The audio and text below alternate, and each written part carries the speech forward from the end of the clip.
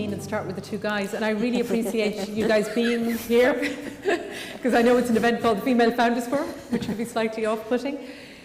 Do you recognise anything of what you see there, of what Anne's talking about? Is it something that you come across in ACT and Delta?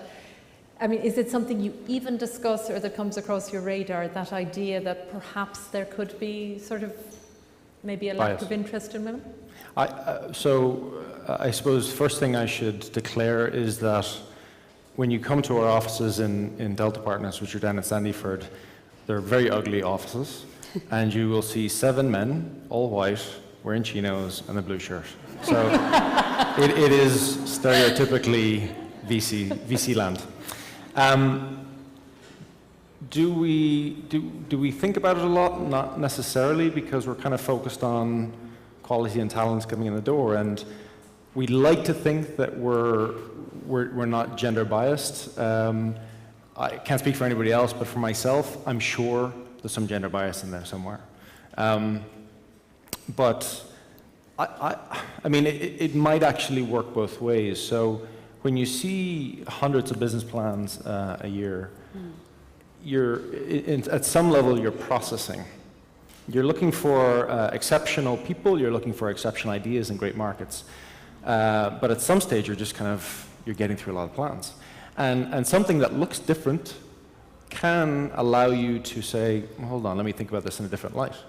And so whether it is something as ridiculously obvious as a gender, I may step back and go, well, let me think about this a little bit differently, let me give it a little bit more time. So it could cut both ways, but I need somebody else to judge me. I can't judge myself on that. John, your own thoughts? Yeah, there's elements of it you could resonate with, as maybe we're in a slightly different position. And actually, there's one statistic that Ireland's quite different on.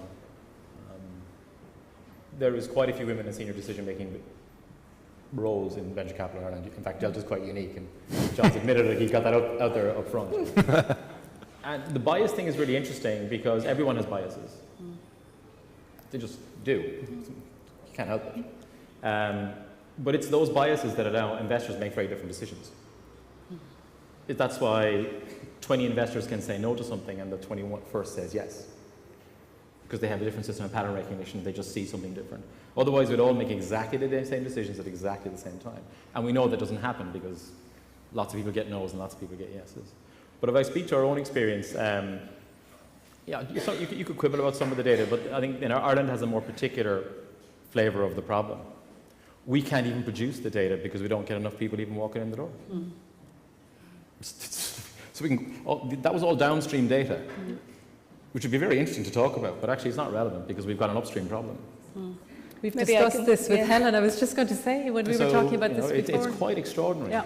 It's and when we went to do the research, for this campaign and for this event, sometimes it is quite difficult. Remember we were talking about it, Helen. Can I bring you in? Yeah, for sure.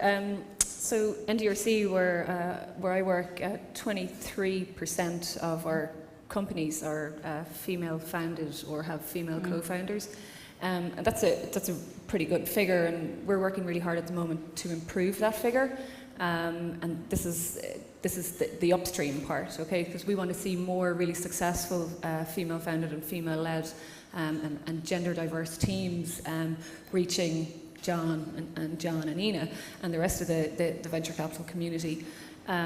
We have recently launched the Female Founders Programme at NDRC to encourage female founders to come forward, and we're actually working, we'll be working with the female founders who come forward on 2 specific aspects later on in the summer.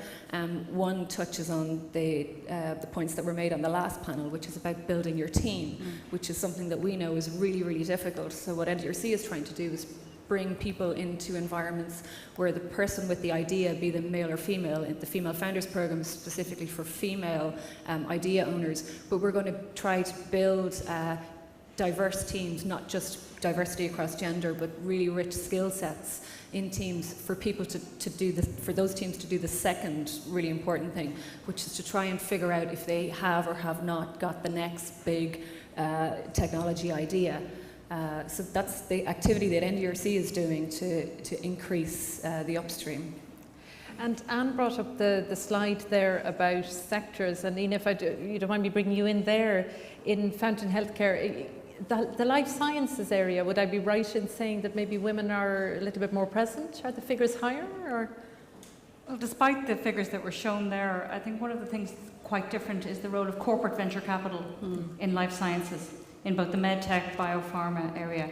And by and large, the multinationals have been very good, and it's the traditional path, indeed in Novus Modus and in other companies in Ireland as well, where big organisations tend to have a lot broader pool, and when venture or investment comes about, it's a lateral move from business development or corporate development into that area, and you tend to see quite a lot of co-investors from that side. And I myself would have come from Elan and then into Enterprise Ireland. There was certainly a large number of female role models, including Julie here, who will speak to us, who headed private equity at that stage in Enterprise Ireland. We're the largest funder in Ireland.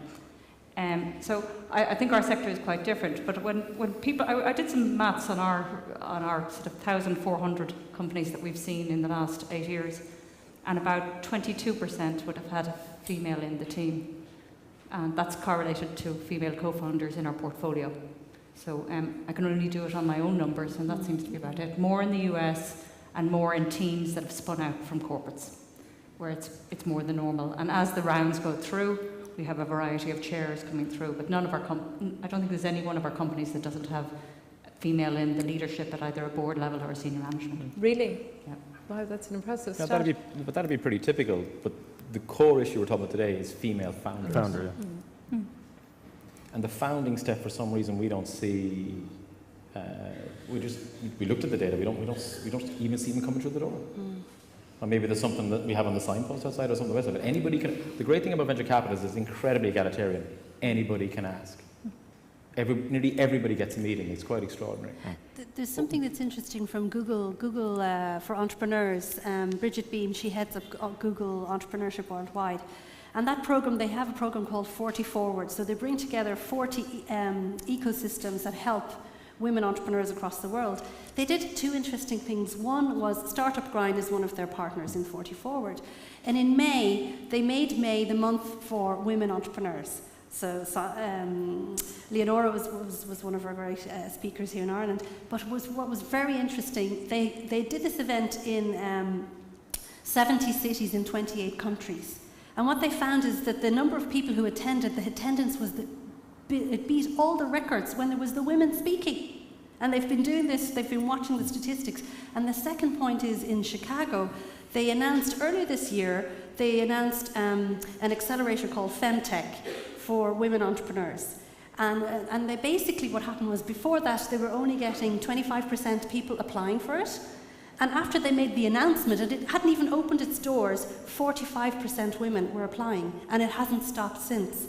So when I was talking to Bridget Beam, who's leading this Global Entrepreneurship for Women initiative worldwide for Google, she said, Anne, what we're seeing, because they'd look at their data and get feedback all the time, is that women sometimes feel they need to be invited, that this is okay for women. That's what she's seeing through these programs. So I thought that was an interesting thing just to bounce on what you were saying as well.